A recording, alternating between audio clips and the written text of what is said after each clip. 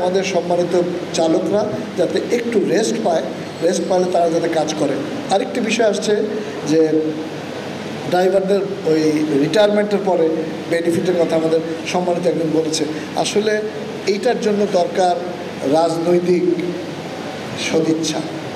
এটা কিন্তু অ্যাডমিনিস্ট্রেটিভ লেভেলে করা যাবে না, কারণ এটাও নতুন আইন প্রণয়ন করতে হবে। আমি এটা মনে করি আপনারা যদি এটা সবাই চেষ্টা করেন, এটাও যে একেবারে অসম্ভব হবে তা না। আমার মনে হয় কোনো কিছুই অসম্ভব নয় যদি আমরা সম্মিলিতভাবে চেষ্টা করি। আর আজকে আর কিছু বলছি না, আর কোনো দাবি দেওয়ার বিষয়ও আমার নাই। আমি শুধু এইটুকু আপনাদেরকে বলি আপনাদেরকে এই নারায়ণগঞ্জে আজকে যে বিপ্লব ঘটে গেছে, আমি বলবো এটা বিপ্লব ঘটে গেছে।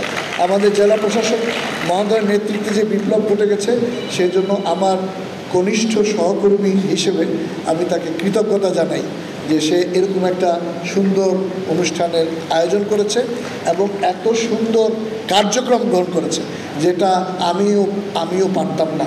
আমি মনে করি আপনারা যথার্থ লোককেই পছন্দ করেছেন, যথার্থ লোক যথার্থ জায়গায় আছে এবং সেভাবে কাজ করছে।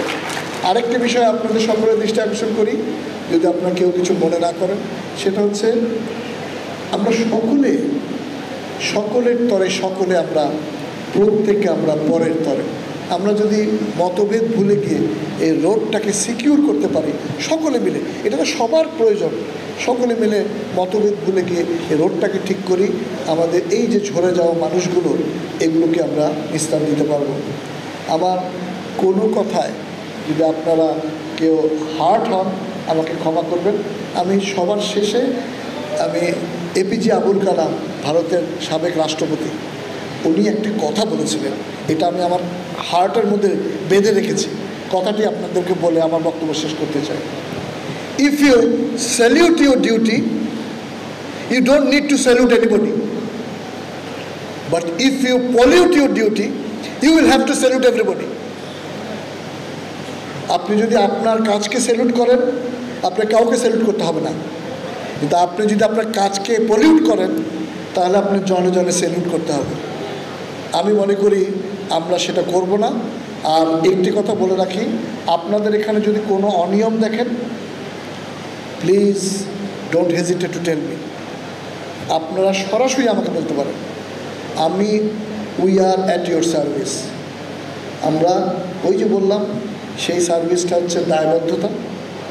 রাষ্ট্র আমাকে পয়সা দিচ্ছে, আমার বউ বাচ্চা চলছে ওই পয়সা দিয়ে, ইট ইজ মাই ডিউটি। এটা আমার ক্রেডিট নয়, এটা হচ্ছে আমার দায়বদ্ধতা। আমাকে ক্ষমা করবেন।